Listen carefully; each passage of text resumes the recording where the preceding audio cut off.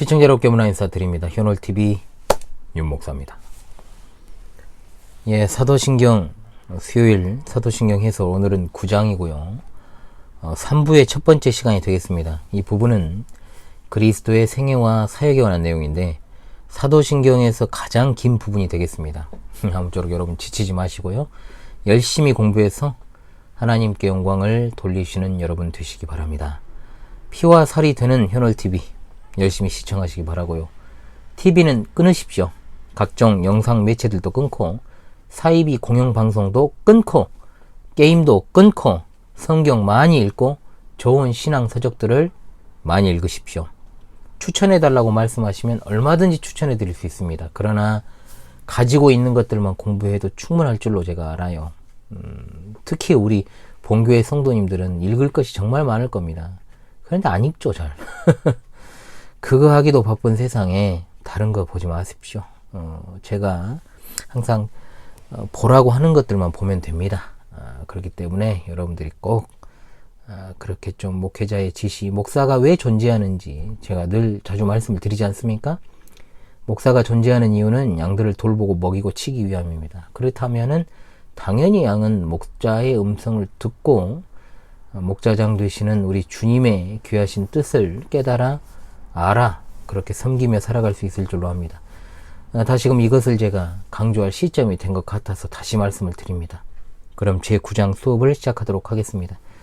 제9장은 성령으로 잉태되사 동정녀 마리아로부터 나시고 라고 하는 이 사도신경의 고백에 대해서 공부를 하도록 하겠습니다. 먼저 관련 본문 누가복음 1장 26절로 38절의 말씀을 읽고 시작하도록 하겠습니다. 누가복음 1장 26절로 38절입니다. 여섯째 달에 천사 가브리엘이 하나님의 보내심을 받아 갈릴리 나사렛이란 동네에 가서 다윗의 자손 요셉이라는 사람과 약혼한 처녀에게 이르니 그 처녀의 이름은 마리아라. 그에게 들어가 이르되 은혜를 받은 자여 평안할지어다. 주께서 너와 함께 하시도다 하니 처녀가 그 말을 듣고 놀라 이런 인사가 어찌함인가 생각하매 천사가 이르되 마리아여 무서워하지 말라. 내가 하나님께 은혜를 입었느니라. 보라, 내가 잉태하여 아들을 낳으리니 그 이름을 예수로 하라. 그가 큰 자가 되고 지극히 높으신 이의 아들이라 일컬어질 것이요 주 하나님께서 그 조상 다윗의 왕위를 그에게 주시리니 영원히 야곱의 집을 왕으로 다스리실 것이며 그 나라가 무궁하리라. 마리아가 천사에게 말하되 나는 남자를 알지 못하니 어찌 일이 있으리이까. 천사가 대답하여 이르되 성령이 내게 임하시고 지극히 높으신 이의 능력이 너를 덮으시리니 이러므로 나실 바 거룩한 이는 하나님의 아들이라 일컬어지리라. 보라, 내 친족 엘리사벳도 늙어서 아들을 배었느니라. 본래 임신하지 못한다고 알려진 이가 이미 6달이 되었나니 대저 하나님의 모든 말씀은 능하지 못하심이 없느니라. 마리아가 이르되 주의 여종이오니 말씀대로 내게 이루어지이다 하매 천사가 떠나가니라. 아멘. 이 세상에 오신 우리 주 예수 그리스도께서 어떻게 생애를 보내셨고 또 그 생애 가운데 어떤 일을 하셨는지를 살펴보는 일에서는 가장 먼저는 그분이 이 세상에 오신 일, 즉 성육신이라고 부르는 이 일에 대한 이해로부터 시작을 합니다. 성육신의 사건은 한마디로 말해서 창세 전부터 계신 메시아께서 인간성 안에 들어오심으로 역사의 흐름 속으로 이제 들어오시는 정말로 놀라운 일이죠.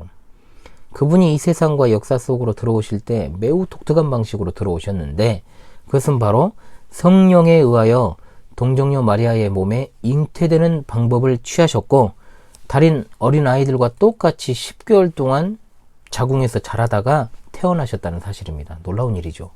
인류 역사상 가장 놀라운 일입니다.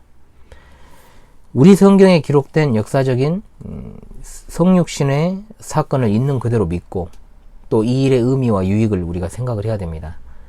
우리 믿음이 성경에 기록된 대로의 사실에 대한 믿음에서부터 시작되지 않으면 이런 논의 자체가 헛수고죠. 역사상 이 성육신 교리가 얼마나 많은 대적자들에게 공격을 받았는지 모릅니다. 따라서 이 교리는 기독교의 근본 교리입니다. 그러므로 우리는 성경에 대한 바른 인식에서부터 동정녀 탄생의 의미를 찾을 수 있는 것입니다. 자, 성경관이 올바라야 된다 이 말입니다. 과거 저의 서론 수업을 여러분들이 다시 보시면서 좀 복습을 하셔야 됩니다. 그 부분을 신학은 체계적으로 배워나가야 됩니다. 성경을. 자, 첫 번째입니다. 성육신의 사실 그 자체에 대해서 한번 살펴보죠.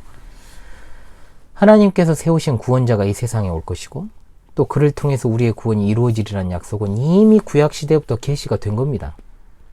신실한 하나님의 백성들은 그 계시를 믿으면서 구원자가 오실 것을 계속해서 대망해 왔지요. 그러나 실제로 그 사실이 이루어지기 전에는 그 구원자가 어떤 방식으로 세상에 올 것인지에 대해서 구체적으로 아는 사람은 단 한 명도 없었습니다. 왜냐? 이것은 오직 하나님만이 아시고 하나님께서 작정하신 그 뜻대로 일을 이루어 가시기 때문이죠. 하나님께서 그 작정하신 뜻에 따라서 정하신 날 나사렛의 다윗의 자손 요셉이라 이름하는 남자와 정혼한 처녀에게 천사 가브리엘이 이르러서 그녀에게 참 놀라운 이야기를 시작을 합니다. 그것이 바로 누가복음 1장 26절 27절이죠.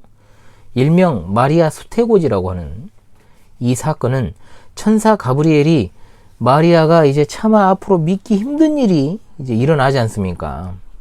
결혼도 안 했는데 처녀가 임신을 해요. 이것에 대해서 이제 설명을 해주는 내용입니다.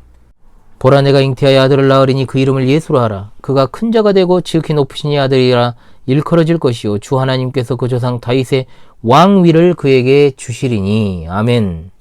자, 그리고 그 다음 말씀. 영원히 야곱의 집을 왕으로 다스리실 것이며 그 나라가 무궁하리라. 아멘입니다. 아멘. 자, 분명한 사실이죠. 하나님의 아들이 자신의 몸에서 태어나실 것이다. 이 소문도 소문이지만 이 남자를 가까이 한 일이 없는 처녀 마리아가 어떻게 아이를 낳을 수 있을까에 대해서 정말로 의아해했던 겁니다. 이에 가브리엘은 마리아에게 이렇게 설명을 해줍니다. 뭐라고 설명합니까? 천사가 대답하여 이르되 성령이 내게 임하시고 지극히 높으신 이의 능력이 너를 덮으시리니 이름으로 나실 바 거룩한 이는 하나님의 아들이라 일컬어지리라. 아멘. 여기 사용된 임하다라는 말은 오순절 성령 강림을 표현하는 것과 같은 용어가 사용되었습니다. 덮는다라고 하는 표현은 하나님의 영광의 신현적 임재를 표현하고자 할 때 사용된 말입니다. 그러므로 이것은 하나님의 강력한 임재가 마리아에게 있고 그 결과 그녀는 아이를 잉태하게 되리라 이 말이에요. 다 식었습니다. 부쩍 추워졌습니다. 본문 가운데서는 그 이상의 자세한 설명이 주어져 있지 않습니다. 그러나 가브리엘 천사의 설명에는 성령님으로 말미암아 잉태된다라고 하는 것이 어떠한 의미인지를 잘 나타낸다라고 볼 수 있습니다. 또한 마리아가 이 성령님의 능력으로 잉태된다는 것을 조금은 쉽게 받아들일 수 있도록 마리아의 친척인 엘리사벳에게 일어난 일을 언급을 합니다. 뭐라고 합니까? 하나님께서 능치 못하는 일이 없으시다라고 이렇게 말하지 않습니까? 37절에 이와 같은 대화를 통해서 우리는 마리아와 함께 그녀에게 아이가 잉태된 것은 다 하나님의 성령의 능력으로 된 것임을 알 수 있게 됩니다. 후에 요셉에게도 주의 사자는 분명하게 그에게 잉태된 자는 성령으로 된 것이라 이렇게 말씀하고 있지 않습니까? 이는 마리아가 요셉에게 전하여 준 말을 확증하는 역할을 한 것으로 보입니다. 이 사건 가운데서 마리아의 처녀성이 강조되고 있는 것, 그러니까 처녀성 자체를 갖다가 강조하는 게 아니고 성육신이 얼마나 큰 이적으로 이루어져 있는가, 이것을 강조하기 위함입니다. 즉 이 기사에서, 이 말씀에서 집중하는 것은 인간 마리아가 결코 아니죠. 하나님의 크신 능력으로 이루어진 성육신에 초점이 모아져 있다는 것을 기억하십시다. 자, 이처럼 예수님의 인간 부모가 된 마리아와 요셉은 천사들로부터 이 아이의 잉태가 성령으로 된 것임을 고지를 받았습니다. 그리고 그 일을 받아들이고서 이 아이의 부모 역할을 하기로 합니다. 그리하여 요셉은 이 일 후에 그의 아내를 데려오고 나서 아이를 낳기까지 동침하지 아니하였다. 이 말은 예수님의 잉태가 인간 생식에 의해 이루어진 것이 아니라는 것을 강조하는 것이기도 합니다. 그리고 하나님의 섭리에 의해 일어난 가이사 아구스도에 의한 호적 명령에 따라서 누가복음 2장 1절로 4절에 나오지요. 베들레헴에 내려가서 그 다윗의 동네에서 아기 예수를 낳게 된 겁니다. 자, 그렇다면 두 번째, 성령님으로 말미암아 잉태되었다는 사실의 그 의미를 우리가 한번 살핍시다. 자, 이것은 인간의 능력에 의해서가 아니라 하나님의 초자연적인 능력으로 성육신이 이루어졌음을 선언하는 것입니다. 이 세상에 어떤 사람이 하나님의 자녀가 되는 일도 혈통으로나 육종으로 되지 아니한다고 분명히 말씀하지 않습니까? 하물며 하나님의 영원한 아드님께서 참되며 영원하신 하나님이시기를 중단하지 않으시면서 인간성을 취하시는 일은 얼마나 더 하겠습니까? 이것도 혈통적으로나 육정으로나 인간의 뜻으로 되지 아니하는 것입니다. 이 일은 오직 하나님의 크신 능력으로만 가능한 것이죠. 이 세상에서 일어난 일 가운데 창조와 더불어서 가장 초자연적인 일을 꼽으라면 그것은 바로 성령으로 말미암아 잉태된 바로 이 사건입니다. 놀라운 거죠. 이 일은 성부 하나님께서 작정하시고 또 성령의 능력으로 말미암아 성자께서 우리의 인간성을 그분께 취하여 들이신 삼위일체적 사역의 사건입니다. 따라서 이 일은 하나님의 영원하신 작정하심 가운데 있던 일이 그 정하신 때에 이르러서 이루어진 일이죠. 그런 뜻에서 바울 사도는 때가 참에 하나님이 그 아들을 보내사 여자에게서 나게 하시고 라고 갈라디아 4장 4절에 말씀하신 겁니다.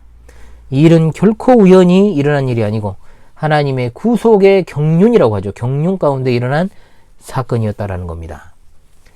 이렇게 성령님으로 말미암은 잉태를 통해서 성령께서는 모든 인간들이 가지고 있는 타락한 인간성, 즉 아담으로부터 내려오는 죄책과 오염으로부터 그의 인간성을 지키십니다. 그러므로 예수님께서는 거룩하고 악이 없고 더러움이 없는 분이십니다.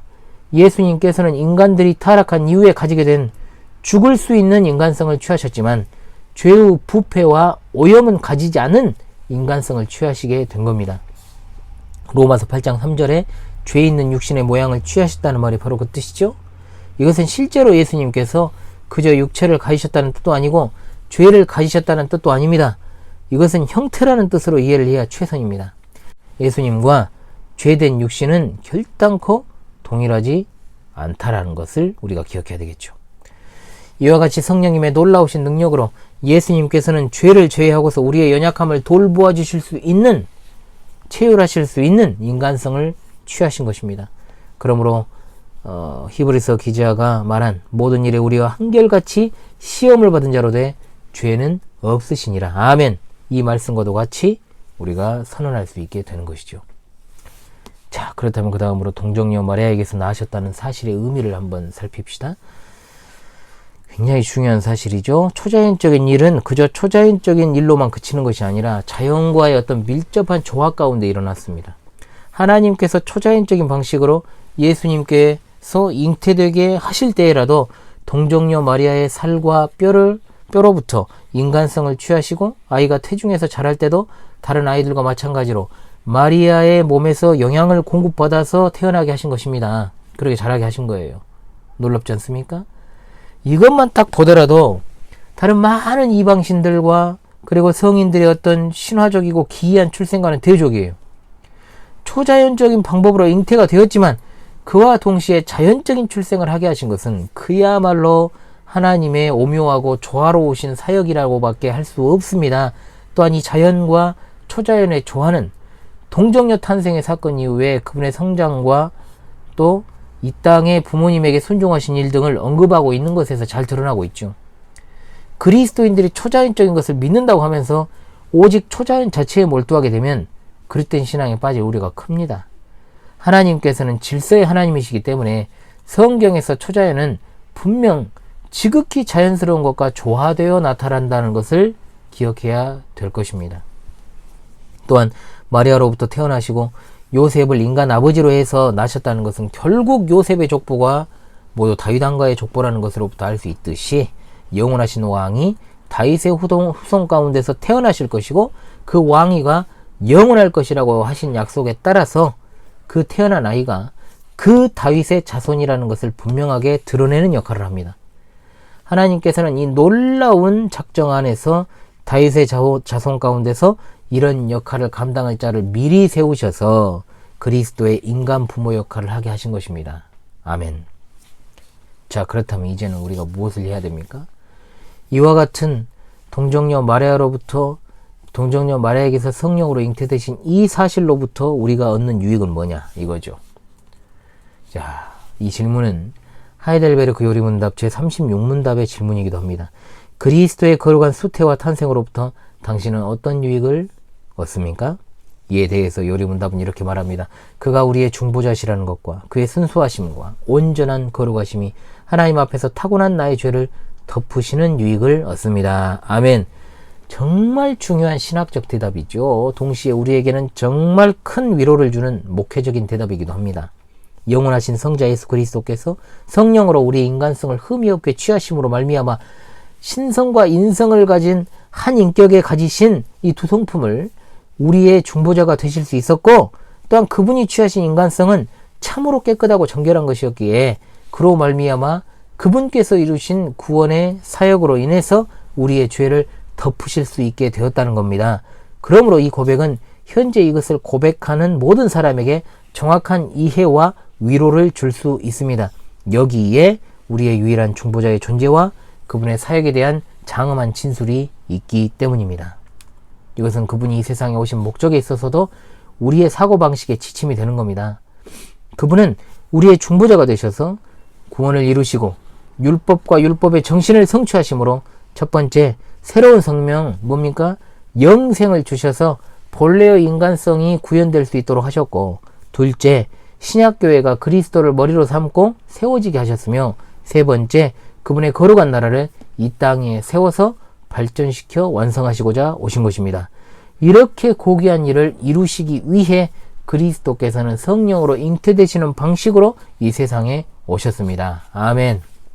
따라서 우리는 그분이 인간성을 취하셔서 이루신 그 십자가의 구원 사역에 근거해서 인생을 살아가는 것이요, 우리 인간성을 취하여 드러내신 그리스도의 모본을 따라 그리스도의 향기를 바라며 살아가야 될 책무와 의무와 마땅한 사명을 가지고 있는 것입니다. 자, 우리가 받을 유익까지 공부를 했습니다. 자, 오늘 9장 예수 그리스도의 생애와 사역에 대한 첫 번째 고백에 대해서 공부를 했습니다.